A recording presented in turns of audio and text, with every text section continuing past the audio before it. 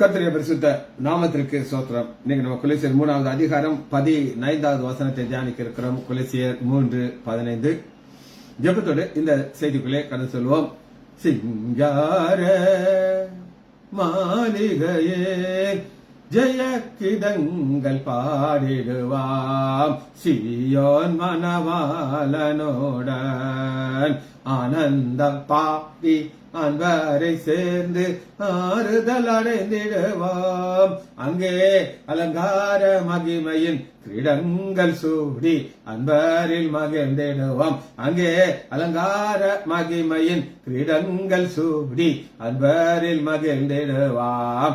சிங்கார மாளிகையில் ஜெய கீதங்கள் பாடிடுவோம், சியோன் மணவாளனோடன். துயரப்பட்டவர் துதித்து பாடிடுவார் துதியின் உடையுடனே. துயரப்பட்டவர் துதித்து பாடிடுவார் துதியின் உடையுடனே.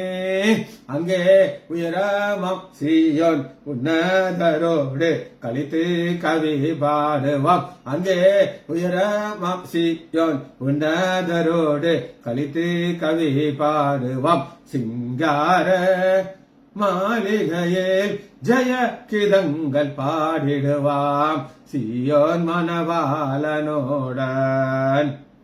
முள்மோடி நமக்காய் அணிந்த இயேசுவின் திருமோகம் காண்டிடுவாம். முள்மோடி நமக்காய் அணிந்த இயேசுவின் திருமோகம் காண்டிடுவாம். அங்கே முத்தீரை இட்ட சுத்தர்வன் அங்கி தரித்தோராய் துதித்திடுவாம். அங்கே முத்தீரை இட்ட சுத்தர்வன் அங்கி தரித்தோராய் துதித்திடுவாம்.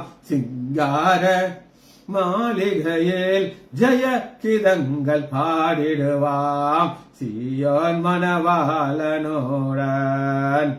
புவியின் அரசை புதுப்பாட்டம் பாடி பொன்னகை போத்திடுவாம். புவியின் அரசை புதுப்பாட்டால் பாடி பொன்னகை போத்திடுவாம். புது எண்ணாயால் அபிஷேகம் பன்னீனோராய் மன்னரை வாழ்த்திடுவோம். புது எண்ணாயால் அபிஷேகம் பன்னீனோராய் மன்னரை வாழ்த்திடுவோம். இயேசுவின் நாமத்தினாலே ஜெபங்களை பிதாவே, ஆமென். கர்த்தருடைய பரிசுத்த நாமத்திற்கு ஸ்தோத்திரம். பாலசுந்தரி பிரைஸ் லார்ட், செல்வி டீச்சர் பிரைஸ் லார்ட், லீலா பிரைஸ் லார்ட். இன்னைக்கு கொலோசியர் 3வது அதிகாரம் 15வது வசனத்தை நம்ம தியானித்திருக்கோம். தேவ சமாதானம் உங்கள் இருதயங்களிலே ஆழக்கடவது, இதற்கென்றே நீங்கள் ஒரே சரீரமாக அழைக்கப்பட்டீர்கள், நன்றி அறிந்து உள்ளவர்களா இருக்கு. சரி, பவுல் ஒரு காரியத்தை சொல்லுகிறார். உங்களுக்குள்ள பாவம் வந்துருச்சு. 5வது துர் இச்சை விபச்சாரம் எக்ஸெட்ரா எக்ஸெட்ரா எல்லாம் உள்ள வந்துருச்சு. நீங்க கீழ்ப்படியான் பிள்ளையாக மாறிட்டீங்க, பந்தய பொருளா இழக்கிற நிலைமையில இருக்கிறீங்க. இப்ப நான் உங்களுக்கு ஒரு மாடலை காட்ட போகிறேன். அந்த மாடல் யாருன்னா நம்முடைய ஆண்டவராகிய இயேசு கிறிஸ்து. அவர்கிட்ட இருந்து நீங்க சில காரியங்களை கற்றுக்கொள்ளணுங்கிறதா அவருடைய நோக்கம். தேவ சமாதானம் யாருக்கு இருந்துச்சு? நம்முடைய ஆண்டவருக்கு இருந்துச்சு. எப்பவுமே அந்த சமாதானத்தோடு இருப்பார். நான் சொல்லுகிறேன், என்னுடைய சமாதானத்தை நான் உங்களுக்கு விட்டு சொல்கிறேன். உலகம் கொடுக்கிற பிரகாரமா அல்ல. உங்கள் இருதயம் கலங்காமலும் பயப்படாமல் இருங்க. இது அவருடைய வார்த்தை. சரி, இந்த பாதையில போறதுக்கு நம்ம ஆண்டவராக இயேசு கிறிஸ்து நமக்கு ஒரு மாடல். வாசிப்போமா? 1 பேதுரு 2வது அதிகாரம் 21. இதற்காக நீங்கள் அழைக்கப்படும், ஏனென்றால் கிறிஸ்துவும் உங்களுக்காக பாடுபட்டு நீங்கள் தம்முடைய அடிச்சுவற்றை தொடர்ந்து வரும்படி உங்களுக்கு மாதிரியை பின் வைத்து விட்டு போனார். சரி, ஒரு மாதிரியை விட்டுட்டு போயிருக்காங்க. அந்த மாதிரியில போகிற பாதையில நம்முடைய ஆண்டவராகிய இயேசு கிறிஸ்து என்ன பாதையில போனார்ங்கிறத நம்ம இன்னைக்கு தியானிக்க இருக்கிறோம். ரைட், இப்ப ஒரு சம்பவத்தை நம்ம பார்க்கணும். நம்முடைய ஆண்டவராகிய இயேசு கிறிஸ்து ஒரு பாதையில போகும்போது எப்படி அதை ஃபேஸ் பண்றோம், அதை ஃபேஸ் பண்ணனால அவருக்குள்ள தேவ சமாதானம் இருந்துச்சு. இது நமக்கு இருக்கும். வாசிப்போம். யோவான் 19வது அதிகாரம் 10வது வசனம். யோவான் 19:10. நம்முடைய ஆண்டவராகிய இயேசு கிறிஸ்து பிலாத்து முன்னாடி போய் நிறுத்துறார்கள். பிலாத்து ஒரு காரியத்தை விளக்குறான். அவ்வளவு பிலாத்து, நீ என்னோட பேசுறது இல்லையா? உன்னை சிலுவையிலே அறைய எனக்கு அதிகாரம் உண்டு என்றும் உன்னை விடுதலை பண்ணவும் எனக்கு அதிகாரம் உண்டு உனக்கு தெரியாதா? உனக்கு தெரியாதான்னா தெரிந்த ஒரு காரியத்தை சொல்லுகிறார். என்ன சொல்லுகிறார் சொல்லுங்க? உன்னை சிலுவையில அறையிறதுக்கு எனக்கு பவர் இருக்கா? எஸ் இருக்கு, சந்தேகமே இல்லை. விடுதலை செய்யும் பவர் இருக்கு அப்படின்ட்டு இந்த ஒரு ஆப்ஷன் சொன்ன உடனே ஆண்டவராகிய இயேசு கிறிஸ்துவுக்கு ஒரு உறுதி இருந்துச்சுங்க. அதான் இப்ப இந்த 19வது அதிகாரத்துல இருந்து பார்க்கிற 9வது வசனத்திற்கு உங்கள் இருதயம் சமாதானமாக இருக்கணும் அப்படின்னு நீங்க நினைச்சீங்கன்னா உங்கள் வாழ்க்கையில் ஒரு உறுதி இருக்கு. அந்த உறுதியை தான் நம்ம பார்க்க இருக்கோம். இன்னைக்கு ஒரு அப்படியே இப்படி அந்த உறுதி யாருக்கு இல்லை? பேதுருக்கு. பேதுரு மறுதலித்தார். அப்ப அவருடைய சமாதானம் அத்துட்டு ஓடி போச்சு. ஆனா நம்முடைய ஆண்டவராகிய இயேசு கிறிஸ்து என்ன சொல்கிறார் அப்படின்னு கேட்டீங்கன்னா, ஒரு ஆஃபர் வைக்கிறார். இந்த ஆஃபரை எப்படி நம்ம புரிந்து கொள்ளணும் அப்படின்னு கேட்டீங்கன்னா, லூக்கா 22வது அதிகாரம் இதே காரியத்தை நம்முடைய ஆண்டவராகிய இயேசு கிறிஸ்து அப்பாட்ட கேட்கிறார். என்ன கேட்கிறார் பாருங்க. லூக்கா 22வது அதிகாரம் 40. பிதாவே, உமக்கு சித்தமான இந்த பாத்திரம் என்னை விட்டு நீங்கும்படி செய்யும். பிதாட்ட கேட்கிறாரு. பிதா நோ சொல்லிட்டார். ஆனா பிலாத்து சொல்றாரு, எனக்கு பவர் இருக்கு, இந்த பாத்திரத்தை உன்னை விட்டு நீக்கிறதுக்கு எனக்கு பவர் இருக்கு. நம்ம என்ன செய்வோம்? பிலாத்து கால டபால விழுந்துருவோம். பிலாத்து, நான் நல்லவேப்பா, உங்க ஊர்ல வந்து கேளு, நான் என்னெல்லாம் அற்புதம் செய்திருக்கேன், எவ்வளவு பேர் நோயை சரி பண்ணிருக்கேன், யாவிரிட்ட போய் கேளப்பா, அவன் சொல்லுவான். குருடி அங்க உட்காந்துருக்கான், அவன் சொல்லுவான். எல்லாம் கேட்டு விசாரிச்சுட்டு ஒரு 1/2 நாள் டைம் எடுத்து என்னை விடுதலை பண்ணுப்பா அப்படின்னு சொல்ல மாட்டேங்கிறாரு. ஆண்டவர் பிதாட்ட கேட்பாரு, பிலாத்திட்ட கேட்க மாட்டார். இதாங்க மேட்டர். நம்ம யார்கிட்ட கேட்கணுங்கிறது ரொம்ப உறுதியா இருக்கும். உறுதி, ஸ்டெபன். அந்த உறுதி நமக்கு இருந்துச்சுன்னா தேவ சமாதானம் நம்முடைய இருதயத்தில் இருக்கும். இதற்காகத்தான் ஆண்டவர் ஒரு பாதை அடி சூட்டி விட்டுட்டு போயிருக்கார். ஒவ்வொருத்தருக்கும் ஒரு டெக்னிக் இருக்கும். இந்த காரியத்தை ஆண்டவர் கேட்கும்போது எப்படி கேட்கறாரு? இப்ப நாம பேசுறோம் பாத்தீங்க, இப்படில கிடையாது. வேதனையோடு யார்த்துப்போம் அவர் எப்படி இந்த ரிக்வெஸ்ட பிதாட்ட வைக்கிறார் அப்படின்னு கேட்டீங்கன்னா, மத்திய 26வது அதிகாரம் 32வது வசனம். மத்திய 26:39. சற்று அப்புறம் போய் முகம் குப்புற விழுந்து, என் பிதாவை இந்த பாத்திரம் முகம் குப்புற விழுந்து பிதாட்ட கேட்கிறாரு. ஆனா அதே ஆஃபர பிலாத்து சொல்றான், உனக்கு உன்னை விடுதலை செய்ய எனக்கு அதிகாரம் உண்டு. பார்த்துக்கோங்க, உறுதி. பிதாட்ட கேட்பாரு, பிலாத்திட்ட கேட்க மாட்டார். காரணம் என்ன அப்படின்னா, பிள்ளைகள். நமக்கு பக்கத்துல ஒரு அங்கிள் இருப்பாரு. அந்த அங்கிள்கிட்ட போய், அங்கிள் எனக்கு ஃபீஸ் கட்டணும், நீங்க கேட்க மாட்டீங்க. அப்பா இருக்கும்போது அப்பாட்ட தான் கேட்பேன். அதுபோல ஆண்டவராகிய இயேசு கிறிஸ்து இருக்கிற உறுதி, 100% உறுதி இருந்தனால அவர் யார்கிட்ட கேட்கிறாரு? அப்பாட்ட கேட்பாரு, பிலாத்திட்ட கேட்க மாட்டாரு. சரி, இன்னைக்கு பரலோகத்துல அநேக கூட்டங்கள் இருக்கு, தேவ தூதர்கள் இருக்காங்க, சேராபின்கள் இருக்காங்க, 24 மூப்பர்கள் இருக்காங்க. அவங்கள விட நமக்கு என்ன பெரிய சிலாக்கியம்னா, நம்ம தான் அப்பா பிதாவே அன்பான தேவா அருமை ரட்சகரே ஆவியானவரே அப்படின்னு சொல்லி நம்ம ஆண்டவர்களுக்கு இந்த மனுஷன் ஜெபம். உலக மக்களுக்கு கிடைக்காத ஒரு பெரியதான ஆசீர்வாதம் என்னன்னா, நாம் ஆண்டவரை அப்பா பிதாவே என்று கூப்பிடுற ஒரு பெரிய சிலாக்கியத்தை ஆண்டவர் நமக்கு கொடுத்திருக்கிறார். இந்த ரிலேஷன்ஷிப்பை யார் நமக்கு சொல்லிக் கொடுத்தார் அப்படின்னு கேட்டீங்கன்னா, நம்முடைய ஆண்டவராக இயேசு கிறிஸ்து சொல்லிக் கொடுக்கிறார். எப்படி சொல்லிக் கொடுக்கிறார் அப்படின்னு கேட்டீங்கன்னா, சீஷர்கள், யோவான் சீஷர்கள் வந்து கேட்கிறாங்க, யோவான் சீஷர்களுக்கு யோவான் ஜெபம் பண்ண சொல்லித்தார். நீங்களே எங்களுக்கு சொல்லித்தரணும். ஆரம்பிக்கும் போது பர்வத்தில் இருக்கிற எங்கள் பிதாவே அப்படிதான் ஆரம்பிக்கிற அந்த உறவு, அந்த பிதாட்ட நீ கேளப்பா, பிதாத்திட்ட போய் நீ கேட்காத. இது ஒரு உறுதி, வைராக்கியம். இப்ப இதே போல ஒரு வைராக்கியத்தை வேற யார்கிட்ட இருந்துச்சு அப்படின்னு கேட்டீங்கன்னா, எடுத்துக்கொள்ளாம ஆதியாகமம் 14வது அதிகாரம் 17 14 17 ஆதியாகமம். ஆபிரகாம் ஒரு ஜெயத்தோடு வருகிறார். 14 அவன் சோதோமின் ராஜா எதிர்வந்து ராஜாவின் பள்ளத்தாக்கு வந்து எதிர்வந்து 18 இங்க ஒரு விசேஷமான ஒரு காரியத்தை நம்ம பார்க்கிறோம். நம்முடைய ஆண்டவராகிய இயேசு கிறிஸ்துக்கு நிழலாக ஒருத்தர் வருகிறார். அவர்தான் உன்னதமான தேவனுடைய மெல்கிசேதேக். உன்னதமான தேவனுடைய ஆசாரியனா இருந்த சாதோமின் ராஜாவாகிய மெல்கிசேதேக் அப்பமும் தண்ணீரை கொண்டு அவனை ஆசீர்வதித்து 19 அவனை ஆசீர்வதித்து, ஆசீர்வாதம் ஒரு கிரியை செய்வது.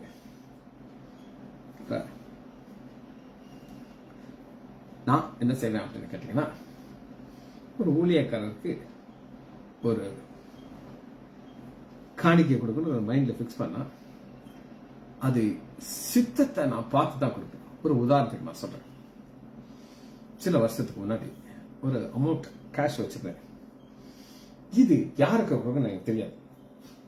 ஆண்டவர் ஒருத்தருக்கு கொண்டாடுவாங்க, அப்ப அவங்களுக்கு நான் கொடுக்கணும் அப்படின்னு நான் வெயிட் பண்ணிட்டு இருக்கேன். நான் கொச்சின்ல எனக்கு ஒரு ஆர்த்தோ கான்ஃபரன்ஸ், அதுக்காக நான் கிளம்பிக்கிட்டு இருக்கிறேன். அப்ப இன்னும் எனக்கு ஒரு கரெக்டா இன்னொரு 10 மினிட்ஸ் தான் டைமுங்க. 10 நிமிஷம் நான் கிளம்பி போகணும். அந்த நேரத்தில் எனக்கு தெரிஞ்ச ஒரு சகோதரி, அவங்க இந்துவா இருந்து ஆண்டவர் ஏத்துக்கிட்டு வைராக்கியம் நினைக்கிறாங்க. அந்த அம்மா வந்து ஒரு ஊழியக்காரமாக கூட்டிட்டு வந்து யா நாங்கள் 3 நாளா ஃபாஸ்டிங் எடுத்து ஜாப் பண்ணிட்டு பிறகுதான் நான் உங்கள்கிட்ட வர்றோம். எங்களுடைய கோயிலில் சில எக்ஸ்பான்ஷன் இருக்குது, நீங்க ஒரு உதவி செய்யணும். நான் ஒரு செகண்ட் கூட யோசிக்கல.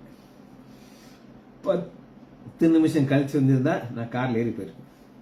நேரா போனேன், அந்த பாக்ஸ் எடுத்து அவங்க கையில கொடுத்தேன். அம்மா எங்களுக்கு ஜாப் பண்ணுங்க சரி, நான் போயிட்டேன். தேவ சித்தம் இப்படித்தான் இருக்கும். அதுபோல நம்ம இங்க பாக்குறோம், அந்த ஆசீர்வாதம் என்ன செய்யுது அப்படின்னு கேட்டீங்கன்னா, ஒரு மனுஷனை மாற்றுகிறது. எப்படி மாற்றுகிறதுன்னு கேட்டீங்கன்னா, வானத்தையும் பூமியும் உண்டாக்கியவராக உன்னதமா இருக்க ஆசீர்வாதம். இப்ப அந்த ஆசீர்வாதம் மெல்கி தேசத்திலிருந்து வர்றதில்லை, வானத்தையும் பூமியும் உண்டாக்கின தேவன்கிட்ட வருது. இப்ப ஆபிரகாம்கிட்ட ஒரு சேஞ்ச் வருது. 12வது அதிகாரம் 16வது வசனத்துல இவர் எப்படிப்பட்ட டைப் அப்படின்னு கேட்டீங்கன்னா, மனைவி ரொம்ப அழகி சாரா. எகிப்து ராஜா கிஃப்ட் கொடுப்பாரு, சந்தோஷம் வாங்கிக்குவார். ஒரு பிரச்சனை இல்லை, என் மனைவி ரொம்ப அழகா இருந்தா அப்படின்னு சொல்லி கொஞ்சம் கஷ்டமான விஷயம் தான், ஆனால் ஃப்ரீயா வாங்கிக்கிறார், எல்லாத்தையும் கொடுக்கிறார். ஆனா இப்ப ஒரு வைராக்கியம் வந்துச்சு பாருங்க. எப்படி ஆண்டவராகி இயேசு கிறிஸ்துக்கு யார்கிட்ட வாங்கக்கூடாது, பிலாத்திட்ட வாங்கக்கூடாது, யார்கிட்ட கேட்பேன், அப்பாட்ட கேட்பேன். அது போல வானத்தையும் பூமி உண்டாக்கிற உன்னதமான தேவத்தை கை அந்த ஆசீர்வாதம் மேல பார்க்க வச்சிருச்சு. சரியா? 20 14 20 உன் சத்துருக்களை உன் கையிலே ஒப்பு கொடுத்த உன்னதமான தேவனுக்கு சோத்திரம் என்று சொன்னான். இவனுக்கு தசவாதம், அப்ப தசவாத கான்செப்டே மோசை மூலம் வந்துச்சு, அதுக்கு முன்னாலே கொடுத்தார். சோதோமின் ராஜா ஆபிரகாமுக்கு ஜனங்களை எனக்கு தாரும், பொருள்களை நீர் எடுத்துக்கொள். இப்ப ஏற்கனவே எகிப்து ராஜாட்ட இருந்து வாங்கினவருக்கு திரும்ப வாங்குறது கஷ்டமே கிடையாது. ஒரு உதாரணம் சொல்றேன். ஒரு கவர்மெண்ட் அபிஷியல் ஒருத்தர், அவர் பிரைப் வாங்குற டைப் வச்சுப்பாங்க. பிரைப் வாங்குவார். அந்த பிரைப் வாங்கியாச்சுன்னா அந்த குடும்பத்தில் பெரிய சாபம் வருங்க. அது உங்களுக்கு புரியாது. எப்படி நான் உங்களுக்கு சொல்றேன் அப்படின்னு கேட்டீங்கன்னா, என்னுடைய மாமனார் அஜிதாவுடைய அப்பா ஒரு தங்க நாடா, அவர் கவர்மெண்ட்ல டாப் போஸ்ட்ல இருந்தார், பைனான்ஸ் செக்ரட்டரி. அவர் சைன் பண்ணாதான் எந்த பில்லுனாலும் சாங்ஷன் ஆகும். அவரு சிக்கா ஹாஸ்பிட்டல் அட்மிட் ஆயிருக்காரு. இப்போ அவருடைய பியூன் அவரை பார்க்க வந்திருக்காரு. நாங்க வெளியே உட்காந்துருக்கோம், எங்க மாமா கொஞ்சம் சிக்கா படுத்திருந்தாரு, நாங்க வெளியில உட்காந்து பேசிட்டு இருக்கோம். அப்ப அந்த நேரத்துல இவரோட கூட வேலை செய்யறவங்களை பத்தி அவர் சொல்லுகிறார். என்ன சொல்லுகிறார் அப்படின்னு கேட்டீங்கன்னா, ஒரு 3 பேரை சொல்லுகிறார். அந்த 3 பேரும் பயங்கரமா கிராஃப்ட், காசு வச்சா தான் வேலை செய்வாங்க. அதுல அந்த 3 பசங்களுக்கும் 3 ஆளுகளுக்கும் பிள்ளைகள் தருத்தராகிட்ட அவர் சொல்றாரு, சார் நான் க்ளோஸா வாட்ச் பண்றேன் சார், தங்கையும் சார் குடும்பம் ஆசீர்வாதமா இருக்கு, நீங்க மருமகன், உங்களை பார்க்கும்போது எனக்கு அவ்வளோ சந்தோஷமா இருக்கு சார், நான் கேள்விப்பட்டு நீங்க பைபிள் சொல்லி கொடுப்பீங்க. இவ்வளவு ஒரு ஆச்சரியத்துக்கு காரணம் என்னன்னா, உங்க மாமா எனக்கு தெரிஞ்சு ஒரு பைசா தொட மாட்டார் சார், கரெக்டான காரியத்தை சைன் பண்ணிட்டு போய்கிட்டே இருப்பார் சார். இவ்வளவு ஒரு நல்ல மனிதர் உங்க மாமனார் அப்படின்னு எனக்கு அவர் சர்டிஃபை பண்ணார். அது என்னன்னா, மற்ற எல்லாம் அழிஞ்சிட்டாங்க சார். இன்னைக்கு இவர் வாங்கின டைப், அப்ப அந்த பிரைட் வாங்குறவங்களுக்கு இன்னும் கொஞ்சம் வாங்கணும், இன்னும் கொஞ்சம் வாங்கணும், இன்னும் கொஞ்சம் கிடைச்சா நல்லா இருக்குமே. ஆனா இங்க ஒரு காலத்துல வாங்கினார், ஆனா இப்ப வாங்க மாட்டேங்கிறாரு. ஏன்னா மேல பார்க்க வச்சிட்டார் ஆண்டவர். அதுக்கு ஆபிரகாம் சோதோம் ராஜாவை பார்த்து, ஆபிரகாமை ஐஸ்வர்யம் ஆக்கினேன் என்று நீ சொல்லாதபடி ஒரு கயிறை கூட நான் எடுக்க மாட்டேன், வானத்தையும் பூமியை உண்டாக்கின உன்னதமான தேவனை நோக்கி என் கைகளை உயர்த்துகிறேன். கை மேல போயிடுச்சு. எப்படி ஆண்டவராக இயேசு கிறிஸ்து பிலாத்திட்ட இருந்து நான் கேட்க மாட்டேன், அப்பாட்ட கேட்பேன். அதே இது அப்புறம் விசுவாசத்தின் தகப்பன் எங்க பாக்குறாரு, மேல பாக்குறாரு. இதுதான் சரி. இன்னொருத்தருடைய வைராக்கியத்தை அவன் பார்க்க போயிடும். அது யார்? அண்ணா. அண்ணாவுடைய வைராக்கியத்தை அவன் பார்க்கணும். 1 சாமுவேல் 1 அதிகாரம் 12. அவள் கர்த்தருடைய சந்நிதியிலே வெகு நேரம் விண்ணப்பம் பண்ணிக்கிறது. ஏலி அவள் வாயை கவனித்து, என்னம்மா காலையிலேயே போட்டுட்டு வந்துட்டியா அப்படின்னு சொல்றான். உங்களை பார்த்து யாராவது உங்க பாஸ்டர், அது நானா இருந்தாலும் சரி யாரா இருக்கட்டும், உங்களுக்கு பயங்கர கோபம். ஒரு சகோதரி என்கிட்ட சொல்றா, என்கிட்ட தான், உங்க யார்கிட்ட கிடையாது, நீங்க என்கிட்ட ஒன்று சொன்னீங்க, எனக்கு உங்க மேல கோபம் வந்துருச்சு, அதனால நான் என்ன செய்தேன் அப்படின்னு கேட்டீங்கன்னா, இப்ப எங்க பாருங்க கவிதாவை நான் பார்க்க முடியுது, ஜானகி அம்மாவை பார்க்க முடியுது, நாகரத்னம், டேனியல் ராஜேஷ், இங்க செல்வி டீச்சர், பாலசுந்தரி, எல்லாத்தையும் என்னால பார்க்க முடியுது. அது சொல்றா, நான் இந்த மாதிரி ஆன் பண்ண மாட்டேன், கேட்பேன், ஆனா நான் கேட்கறது உங்களுக்கு தெரியாது, ஏன்னா எனக்கு உங்க மேல கோபம். பாருங்க, கோபம் வந்தானா நான் என் பேரை போட மாட்டேன், நீங்க என்னை தேடணும், ஆனாலும் நீங்க கண்டுபிடிக்க மாட்டேங்க.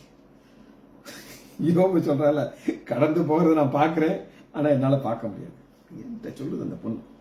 அப்ப அண்ணாளுக்கு அந்த கோவம் எல்லாம் கிடையாது. நீ சொன்னேன் இல்லையா, நான் யார் தெரியுமான்ட்டு தன்னை வெளிப்படுத்துறாள். எப்படி வெளிப்படுத்துறாள் அப்படின்னு கேட்டீங்கன்னா, 1 சாமுவேல் 1 அதிகாரம். அதற்கு அண்ணாள் பிரதியுத்தரமாக, அப்படியல்ல என் ஆண்டவரே, நான் மன கிளேசமுள்ள ஸ்திரீ. அப்ப நீ குடிச்சிருக்கன்னு சொன்ன உடனே கோவிச்சுட்டு போக மாட்டேங்கிற. நம்மள எல்லாரும் ஏன் ஆடு அப்படின்னு சொல்றாங்க அப்படின்னு கேட்டீங்கன்னா, இந்த ஆடு யார் சொன்னாலும் போயிரும், பின்னாடியே போகும்போது 10 பேரை சேர்த்து கூட்டிட்டு போயிடும். ஆனா இந்த ஆடு என்ன சொல்றதுன்னா, நான் திராட்சை ரசம் குடிக்கவில்லை, நான் கர்த்தருடைய சந்நிதியில் என் இருதயத்தை ஊற்றி விட்டேன். பாருங்க, கோபம் கிடையாது, வைராக்கியம் கிடையாது, கசப்பு கிடையாது. இது 1 சாமுவேல் 1 அதிகாரம் 14. அவளை நோக்கி, எதுவரையும் வெறித்திருப்பாய், உன் குடியை உன்னை விட்டு விலக்கு. அந்த வைராக்கியமாக இருந்தனால அவன் தேவ ஆலயத்துக்கு வர்றான். பாருங்க, எங்க வர்றானா, அதே ஏலிட்ட வர்றான். என்ன அருமையா இருக்குது நம்ம இந்த வைராக்கியங்க, தேவ வைராக்கியம். ஒரு ஆள் மேல இருக்கிற கோப வைராக்கியம் இல்ல, இது தேவ வைராக்கியம். அந்த வைராக்கியம் என்ன செய்தது அப்படின்னு நீங்க கேட்டீங்கன்னா, 1 அதிகாரம் 1 சாமுவேல் 1 அதிகாரம் 26. அப்பொழுது அது ஆலயத்துக்கு எந்த ஏலி இவளை குத்துனாரோ, என்ன ஆண்டவரே, அதை மாற்ற மாட்டேங்கிறா பாருங்க. என்ன ஆண்டு, இங்கே உமாண்டே நின்று கர்த்தனுக்கு விண்ணப்பம் பண்ணின ஸ்திரீ நான் தான் சொல்ல மாட்டேங்கிறா. நீ குடிச்சேன்னு சொன்னேலையா, சொன்னேல நீ இது வரைக்கும் வெறுத்தவன் அந்த பொண்ணுன்னு சொல்லாம, என்ன அழகா அவருடைய இருதயத்தை புண்படாதபடி பேசல பாருங்க. நான் தான் என்று என் ஆண்டவரை ஜீவனை, இந்த பிள்ளைக்காக விண்ணப்பம் பண்ணினேன், நான் கர்த்தரிடத்திலே எனக்கு கேட்ட விண்ணப்பத்தை எனக்கு கட்டளை, சும்மா வரல, இது கட்டளையா எனக்கு வந்துச்சு. அப்ப அண்ணாட்டிலிருந்து நம்ம என்ன கற்றுக்கொள்கிறோம் அப்படின்னு கேட்டீங்கன்னா, ஒரு வைராக்கியம், ஒரு தைரியமான ஒரு வைராக்கியம் அவளுக்கு இருந்துச்சு. சரி, இது அண்ணாளுடைய ஒரு உறுதி. உங்களுக்கு ஆபிரகாம் பத்தி காமிச்சு, ஆண்டவராகி இயேசு கிறிஸ்து நமக்கு முன் மாதிரி நமக்கு பாதி இருக்கு. இது எதற்காக இவ்வளவு நம்ம பார்க்கிறோம் அப்படின்னு கேட்டீங்கன்னா, லேட்டா வந்துருக்கா நான் சொல்றேன். கொலோசியர் 3வது அதிகாரம் 15ஆம் வசனத்தை நம்ம இதை தியானிக்கிறோம். தேவ சமாதானம் உங்கள் இருதயத்திலே ஆழ கடவுள். ஆளுகை செய்யறது எப்போ ஆளுகை செய்யும் அப்படின்னு கேட்டீங்கன்னா, உங்களுக்குள்ள ஒரு வைராக்கியம் இருக்கணும், உறுதி இருக்கணும். அந்த உறுதியை ஆண்டவராக இயேசு கிறிஸ்து நமக்கு காட்டுறார். பிலாத்து சொல்லுகிறார், உன்னை விடுதலை செய்ய எனக்கு அதிகாரம் உண்டு, உன்னை சிலுவையில் அறை, அது உனக்கு தெரியுமா தெரியும்ல அப்படின்னு சொல்றார். அவர் பரத்திலிருந்து வரணும் சொல்லி அப்பாவை காட்டுறார். அதே பரத்துல இருக்கிற பிதாவை நோக்கி, ஆண்டவரே பிதாவே, இந்த பாத்திரம் என்னை விட்டு நீங்குமானால், நீங்க 3 முறை ஜெபம் பண்றார். முகம் குப்புற விழுந்து ஜெபிக்கிறார், வியாகுலத்தோடு ஜெபிக்கிறார், கதறி ஜெபிக்கிறார். பதில் கொடுக்கல. ஆனா பிலாத்துட்டு போக மாட்டார். அன்னால் வைராக்கியம் நமக்கு பார்த்தோம். சரி, அடுத்து நம்ம யாரை பார்க்கிறோம் அப்படின்னு கேட்டீங்கன்னா, ஆதியாகமத்துக்குள்ள வருவோம். 43வது அதிகாரம் 30வது வசனம். யோசேப்புடைய வைராக்கியம் இது ஒரு விசேஷமான வைராக்கியம். இவர் தன் இருதயம் ஃபுல்லா கோபம் இல்லை, கசப்பு இல்லை, அன்பு மாற்றம் இருக்கிறது. அண்ணே குழியில தூக்கி போட்டாங்க, அழுத்து அழுத்து கேட்கிறாரு, அண்ணே நீ விட்டுருங்க, எங்க அப்பாட்ட விட்டுருங்க, அப்பா அப்பா அப்பா. காதாசிட்டாங்க, 30 வெள்ளிக்காசு வச்சுட்டாங்க. அடுத்து போத்திபார் வீட்டுல போய் அதை விட பெரிய அவமானப்பட்டு இப்ப உச்ச நிலைமையில இருக்கிறார். அந்த உச்ச நிலைமையில இருக்கிற யோசேப்புக்கு கோபம், வைராக்கியம், பழி வாங்குறது எதுவுமே கிடையாது. அது என்ன மட்டும் இருந்துச்சு அப்படின்னு கேட்டீங்கன்னா, 43 வசனம் 29 வாசனம். ஆதியாகமம் 43:29. அவன் தன் கண்களை ஏறெடுத்து தன் தாய் பெற்ற குமாரனாகிய தன் சகோதரன், தன் தாய் பெற்ற, அது வேற கொஞ்சம் ஸ்ட்ராங்கா இருந்தார். எல்லாம் மற்றது அண்ணன் தான், அப்பா ஒரே அப்பா, அம்மா மருக வேற வேற வேற வேற. அப்பெல்லாம் அவன் இருதயம் ரொம்ப கொஞ்சம் பிடிச்சு வச்சுக்கிட்டு இருக்காரு, அதாவது கஷ்டப்பட்டு பிடிச்சு வச்சிருக்காரு. ஆனா என் அம்மாக்கு பிறந்த பென்னியமீன் கண்ட, நீங்கள் எனக்கு சொன்ன இந்த இளைவன் மகனே தேவன் ஒரு கிருபை செய்வார் என்றார். 30. யோசேப்பு உள்ளம் தன் சகோதரனுக்காக பொங்கினபடினாலே அவன் அழுகிறதற்கு இடம் தேடி துரிதமாக அறைக்குள்ள போய் அங்கே அழுதான்.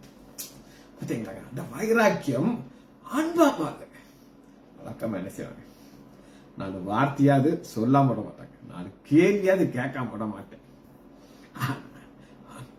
அதுவும் தன்னுடைய பிளட், அது எங்க அம்மா, நாங்க 2 ஒரே தாய் தகப்பனுக்கு பிறந்தவர்கள். ஒரு அன்பு அதோட தேடுறாரு, எக்கடா நான் போய் அதன்னு. பாத்தீங்களா இவ்வளவு பவர், இவரை நினைச்சா எல்லாம் செய்யும். இவரு பார்வனுடைய பிளேஸ்ல உட்கார்ந்துட்டு இருக்காரு. நம்ம ஒண்ணுமே இருக்காது, நமக்கு இருக்கிற வைராக்கியத்தை பார்த்தீங்கன்னா அப்போ பயமா இருக்கும். இப்படிப்பட்ட ஒரு மோசமான ஒரு தேவ சமாதானம் இதயத்துல ஆளுகை செய்யவே முடியாது. சரி, இன்னொரு வைராக்கியத்தை பார்ப்போம். இது ஒரு அம்மா மகளுக்காக இருக்கிற ஒரு வைராக்கியம். தாயோட வைராக்கியத்தை காட்ட 2 ராஜாக்கள் 4வது அதிகாரம் 27வது வசனம். சுனிமித்தலுக்கு பிள்ளை இல்லை. எலிசா வீட்டுக்கு போவார். போனா அந்த அம்மா எலிசாக்கு வேலைக்காரனுக்கு மாடியில ஒரு ரூம் வச்சு கட்டி கொடுத்துருக்கு. அங்க அவன் இருப்பார். ஒரு நாள் இவரா கேட்கிறார். அந்த அம்மா ஜெப குறிப்பு வைக்கவே இல்லை. ஆண்டவரே எனக்கு பிள்ளை இல்லை, ஆண்டவரே நீங்க தேவ மனுஷன் தானே, நீங்க கர்மேல் பர்வதத்தில் இருக்கீங்கல்ல, பெரிய தீர்க்கதரிசியில, எனக்காக ஒரு பிள்ளை கேட்கவே இல்லை. இவரா கேட்கிறார். கேட்டு அவனுடைய சமூகத்துல ஜெபம் பண்ணி ஒரு ஆண் குழந்தை பிறந்துருச்சு. இந்த ஆண் குழந்தை பிறந்துருச்சு. இப்ப அந்த பிள்ளை இறந்துருச்சு. இறந்த உடனே அந்த அம்மா வேகமா வருது. எப்படி வருது அப்படிங்கிற 2 ராஜாக்கள் 4வது அதிகாரம் 26. நீ அவளுக்கு எதிர்கொண்டு போய் நீ சுகமா இருக்கிறாய். வழக்கமா கேட்பாங்க, நீங்க எப்படி இருக்கீங்க, அண்ணன் எப்படி இருக்காரு, தம்பி எப்படி இருக்க, நீ சுகமா இருக்கையா, உன் புருஷன் சுகமா இருக்கானா, அந்த பிள்ளை சுகமா இருக்க என்று கேள். அதற்கு அவள் சுகம்தான் என்று சொல்லி கேஆர்சிட்ட பேச மாட்டேங்கிறான். அவளுக்கு தெரியும் நான் யார்கிட்ட பேசணும், அதான் நான் பார்க்கணும், யார்கிட்ட கேட்கணும் அப்படின்னு நான் உங்களுக்கு சொன்னேன். ஆண்டவராகிய இயேசு கிறிஸ்து பிலாத்திட்ட கேட்க மாட்டாரு, பிதாட்ட கேட்பார். ஆபிரகாம் யார்கிட்ட வாங்கணும்னு தெரியும், ராஜாட்ட வாங்க மாட்டேன், பரலோக தேவன்கிட்ட இருந்து நான் வாங்குவேன் அப்படிங்கிறாரு. இப்ப யார்கிட்ட பேசணும்,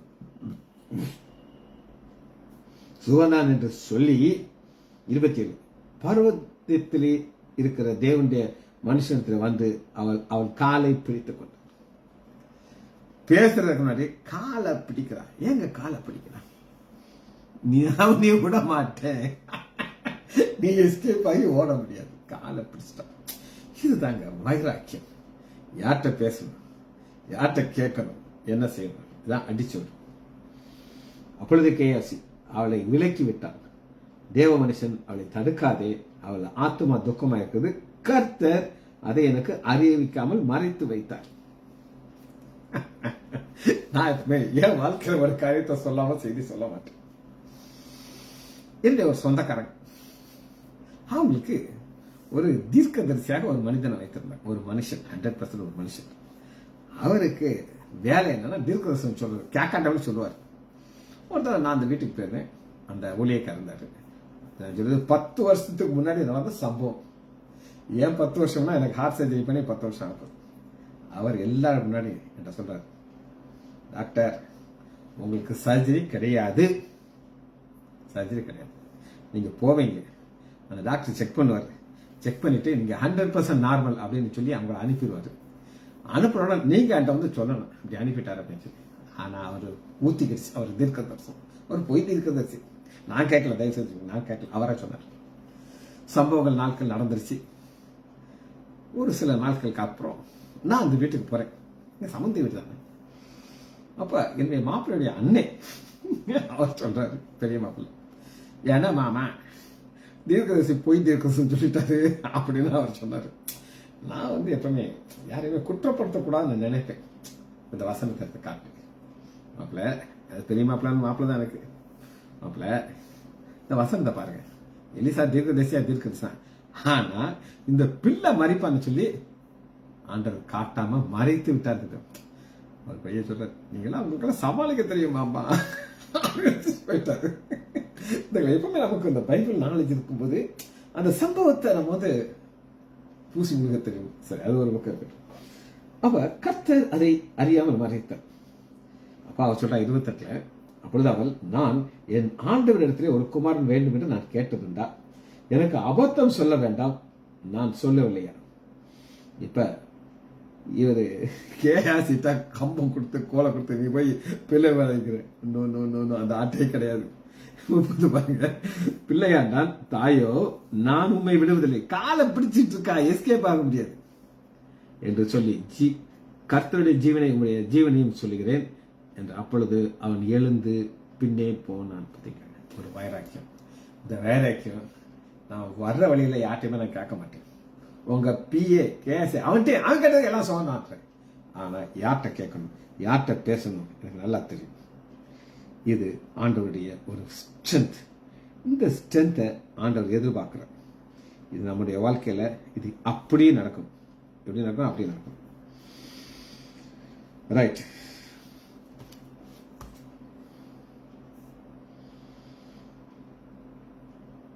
பிதா குமார் ரிலேஷன்ஷிப்ல பேதுரு யோவான் இருக்காங்க. 33 வருஷம் ஆண்டவராகிய இயேசு கிறிஸ்து பிதா அப்படின்னு சொல்லி அழைத்தார்.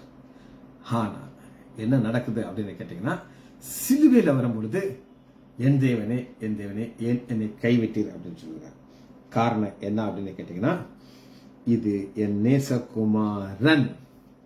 நேசகுமாரன் சொன்ன உடனே சரி உங்களுக்கு வசனத்தை காட்டுறேன், அப்பதான் புரியும். வசனம் இல்லையா சொன்னா அது புரியாது. மத்தேயு எடுத்துக்கொள்ளுங்க. மத்தேயு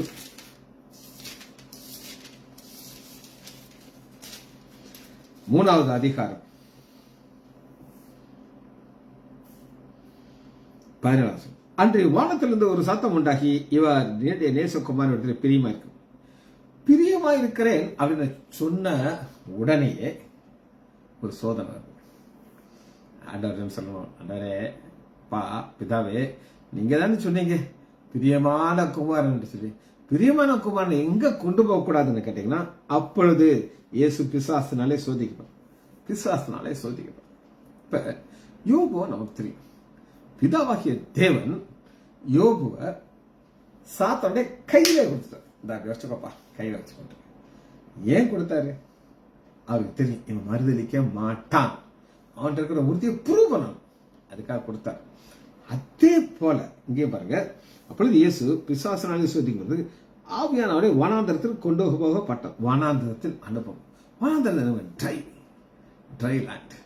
அங்க ஏன் கொண்டு போகப்படுகிறார் அப்படின்னு நீங்க கேட்டீங்கன்னா, அவர் வைத்திருக்கிற பாதை, இந்த பாதையை நம்ம மாற்றவே முடியாது. சரி, அடுத்த ஒரு தலைப்பை நான் உங்களுக்கு சொல்றேன்.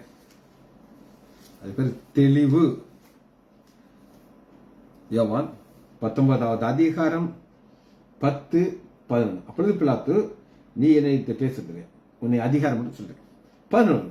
இயேசு பிரதித்திரமாக, பரத்திலிருந்து உமக்கு கொடுக்கப்பட்டவர்களே என்மேல் உமக்கு ஒரு அதிகாரம் இல்லை, ஆகையால் என்னை அன்று அதிக பாவம். தெளிவு. அப்ப சிலுவையில அரைக்கிறதுக்கு பவர் உனக்கு இல்லை சொல்றேன். தெளிவு, கிளியர். நல்லா கேட்டுக்கோங்க. ஒரு தடவை மத தடை சட்டம் வந்துச்சு. மத தடை சட்டம் வந்த உடனே நாங்கெல்லாம் கதறி கதறி அழுதோம். ஆனா ஆண்டவர் என்ன செய்யறாருன்னா, நீ அழுகிற அதை அனுமதிச்சிட்டார். சட்டம் வந்துச்சு. என்னைக்கு சட்டம் வந்துச்சோ நாங்களாம் நினைச்சோம், நம்ம ஜெபம் பண்ணதெல்லாம் வேஸ்டா அப்படின்னு சொல்லி. ஆனா பரத்திலிருந்து அதிகாரம் வரணும், அம்மா ஜெயலலிதாவுக்கு அதிகாரம் கிடையாதுன்னு காட்டுறதுக்கு ஒரு எம்பி சீட் எலெக்ஷன் வந்துச்சு. அந்த எலெக்ஷன் வரும்பொழுது என்ன நடந்தது அப்படின்னு கேட்டீங்கன்னா, 40 சீட்டும் வாஷ் அவுட் ஆயிடுச்சு. அம்மா அப்படியே ஆடிட்டாங்க. என்னடா இது, ஒன்னாவது ஜெயிக்கணும் ஐயா. அப்ப அவங்களுக்கு நல்லா தெரிஞ்சிருச்சு, இது பரத்துல இருக்கிற கடவுளோட நம்ம விளையாடுறோம் அப்படின்னு சொல்லி அவங்க மத சட்டத்தை கேன்சல் பண்ணாங்க.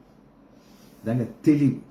அது போல இங்கே நம்ம என்ன தெளிவு பார்க்கறோம்னா, யோவான் 19வது அதிகாரம் 11வது வசனத்துல என்ன தெளிவுனா, நீ சொல்ற என்னை சிறுவில அறையவனுக்கு அதிகாரம் உண்டு, நீ விடுதலை, அது கரெக்ட் கிடையாது. இது எங்க இருந்து வரணும், பரத்துல இருந்து வரணும்னு சொல்லி ஆண்டவர் தெளிவாக சொல்லுகிறார்.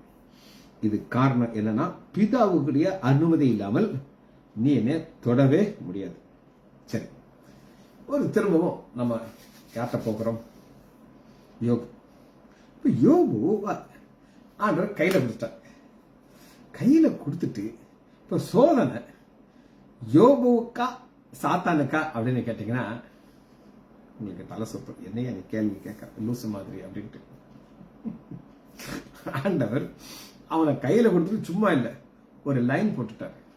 கவரு, நீ எதை தொடலாம் எதை தொடக்கூடாது, அவன் பிராணனை தொடக்கூடாது அப்படின்னு சொல்லி கிளியரா ஒரு கோடு போட்டுட்டார். ஆண்டவர் கோடு போட்டனால இவனுக்கு தலை சுத்துது. ஏன் தலை சுத்துது அப்படின்னு நீங்க கேட்டீங்கன்னா, சாத்தானுடைய பவர் என்ன அப்படின்னு கேட்டீங்கன்னா, அவனுடைய வாஞ்சை, விருப்பம், அவன் கொலை செய்யும், அவன் அழிக்கவும் நிர்மூலமாக்கத்தான் அவன் தான். இப்ப கொலை செய்யறவன்ட்ட போய் கொலை செய்யாம வச்சுக்கோ, உன் கையில கொடுத்துருக்கேன், எப்படி இருக்கு சொல்லுங்க. ஒரு குரங்கு இருக்குது, குரங்கிட்டு ஒரு வாழைப்பழத்தை கொடுத்தாச்சு, நீ இதை திங்கக்கூடாது, கையில வச்சுக்கலாம்னா, இப்ப சோதனை குரங்குக்கா வாழைப்பழத்துக்கா? அது மாதிரி ஆண்டவர் பார்த்தீங்கன்னா சில காரியங்களை அனுமதிப்பார், ஆனா அங்க அவருடைய வல்லமையை காட்டுவார். யோபு 1வது அதிகாரம் 2வது அதிகாரம் 3வது அதிகாரத்தில் நீங்க வாசிச்சு பார்க்கும்போது அந்த சாத்தானுடைய பவரை ஃபுல்லா பார்க்கலாம். யோபு கதறி கதறி அழுவார். ஐயோ, நான் பிறந்த நாள் வராம இருந்தா நல்லா இருக்குமே, இந்த சூரியனை பார்க்காமலே நான் செத்து போயிருக்கலாமே, இப்படிப்பட்ட ஒருத்தர் பிறந்தான்னு சொன்னவர் அப்படி அடிச்சிருந்த வளர்த்து இப்படியெல்லாம் சொன்னவர் கடைசியில அதுக்கப்புறம் கொஞ்சம் கொஞ்சமா சாத்தானுடைய பவரே நீங்க பார்க்க முடியாது. சாத்தானுக்கு நல்லா தெரியும் என்னால் எதுவுமே செய்ய முடியாதுன்னு சொல்லி ஒவ்வொரு நாளும் பாதையில் வச்சிருக்காரு. அவனை நம்முடைய நிழல கூட தொட அவனுக்கு அனுமதி கிடையாது. பிதாவின் சித்தம் அப்படின்னு இருக்குது. ஒரு குருவி எடுத்துக்கோங்க. அந்த குருவி கீழே விழணும்னா ஆண்டவருடைய பெர்மிஷன் கொடுக்கணும். அது ஒரு காசுக்கு 2 அடைக்கலாம். ஃப்ரீயா வேற ஒண்ணு கிடைக்குமா, போனஸ் கொசுரா கூட பார்க்கலாம். அதுக்கே ஆண்டவர் என்ன சொல்லுவாருன்னா, பிதா தீர்மானிக்கிறார், நீ பறக்கணுமா விழணுமா, ஏன் சித்தத்தை விட தான் நடக்கும். அந்த அளவுக்கு ஒரு வல்லமை உள்ள ஆண்டவர் பார்த்து சொல்றான். பரத்துல இருந்து அதிகாரம் வரணும்ப்பா, கிளாரிட்டி, தெளிவு. இன்னைக்கு நம்முடைய வாழ்க்கையில் இந்த தெளிவு இருக்கும். வசனத்தை திரும்ப வாசிக்கிறேன். நம்ம தியானிக்கிற வசனம் கொலேசியர் 3வது அதிகாரம். தேவ சமாதானம் உங்கள் இருதயத்திலே ஆழக்கடவுது. இந்த தேவ சமாதானம் உங்கள் இருதயத்திலே ஆழக்கடவுனா கிளாரிட்டி உங்களுக்கு தேவை. அதனால பாக்குறோம், இதற்கென்றே நீங்கள் ஒரே சரீரம் அழைக்கப்பட்டீர்கள். நன்றி அறிதல் நன்றி உள்ளது. நன்றி ஏன் நன்றியோடு இருக்கணும் அப்படின்னு நீங்க கேட்டீங்கன்னா, அவருடைய சித்தம் இல்லாமல் ஒரு முடி கிடக்கில விழாது. சாத்தான் கையில வச்சிருக்கா, அனுமதிப்பாரு, ஆனா நீ தொடக்கூடாது. இன்னைக்கு எத்தனையோ ஆசீர்வாதங்கள்ல நம்மளை ஆண்டவர் பிழைப்பு ஊட்டுகிறார். எப்படி பிழைப்பு ஊட்டுகிறார் மட்டும் பார்க்க போயிடும். பிழைப்பு ஊட்டுகிறார். வாசிப்போமா? மத்தேயு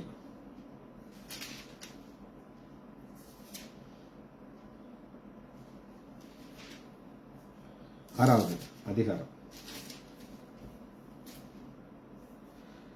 26வது வசனம். ஆகாத்து பட்சிகளை கவனித்து பாருங்கள், அவை விதைக்கிறதுல இருக்கு. கவனித்து பார்க்கறதா கவனித்து பார்க்கறது என்ன நான் சொல்றேன். இன்னைக்கு ஒரு ரோட்ல பாக்குறீங்க, இந்த தடி குண்டு குண்டா ஒருத்தர் போவான், குண்டு குண்டா ஒரு அக்கா போவான், ஊர்லயே ஒரு அக்கா போவாங்க. ஆனா என்னைக்காது ஒரு காக்கா, குண்டு காக்காவை பார்த்திருக்கீங்களா? நான் பார்த்ததில்ல. குண்டு நாயை பார்த்திருக்கேன். ஏன்னா அதுக்கு சாப்பாடு போட்டு போட்டு போட்டு அதை திங்க வச்சு குண்டாக்கிறாங்க. நடக்க முடியாம வேற செத்து போயிடுவாங்க. ஆனா பறக்கிற பறவை ஏதாவது ஒண்ணு குண்டா பார்த்திருக்கீங்களா? இதுதான் ஆண்டோடைய பவர். பரமபிதா பிழைப்பு ஊட்டுனார்னா அதெல்லாம் கரெக்டா இருக்கும். அதால பறக்க முடியும். நீங்க ஆஸ்பத்திரியில போய் பாத்தீங்கன்னா நடக்க முடியாம எத்தனையோ பேரை நான் பார்த்திருக்கேன். வாக்கரை வச்சு அவங்க கஷ்டப்பட்டு நடக்கிறாங்க. ஆனா உங்கள் பரமபிதா பிழைப்பூட்டுகிறார். பிழைப்பூட்டுகிறவர் தான் நமக்கு தெரியும். கிளாரிட்டி. அந்த நீங்கள் அது விசேஷத்தோட என்ன சொல்லுங்க பார்ப்போம். அதுக்கு ஆத்மா கிடையாது, ஆனா நமக்கு ஆத்மா இருக்கு. அதுக்கு பிதாவுடைய சாயல் கிடையாது, நமக்கு சாயல் கொடுத்திருக்காரு. அது செத்தானா அதுக்கு ஆத்மா கிடையாது, அப்படி டிஸ்பியர் ஆகும். ஆனா நம்ம ஒரு நாள் வருகையில ஆண்டவராகி இயேசு கிறிஸ்துவின் சாயல் நமக்கு கிடைக்கணும். இந்த கிளாரிட்டி நமக்கு இருக்கணும். அந்த கிளாரிட்டி நமக்கு இருக்கணும். எப்ப அவர் சொல்கிறாரோ, என்னுடைய சமாதானத்தை உங்களுக்கு விட்டு போகிறது, உலகம் தருகிற பிரகாரமாக அல்ல. அப்ப இது என்ன நம்ம செய்யக்கூடாதுன்னா, கவலைப்படக்கூடாது. பாருங்க 34 மத்தேயு 6:34. ஆகையால் நாளைக்காக கவலைப்படாதீர்கள், நாளைய தினம் தண்டுக்காக. அப்ப நாளைய தினம் ஒண்ணு இருக்குது. அந்த நாளைய தினம் என்ன செய்யணும் அப்படின்னு கேட்டீங்கன்னா, எனக்காக அது கவலைப்படணும். என்ன அதுதான் ஆண்டோடைய வல்லமை. அந்த தினம் ஒரு ஊழியக்காரர் வர்றாரு, அவருக்கு நான் என்னெல்லாம் செய்யணும்ட்டு இன்னைக்கு இல்ல, அது கவலைப்படணும்.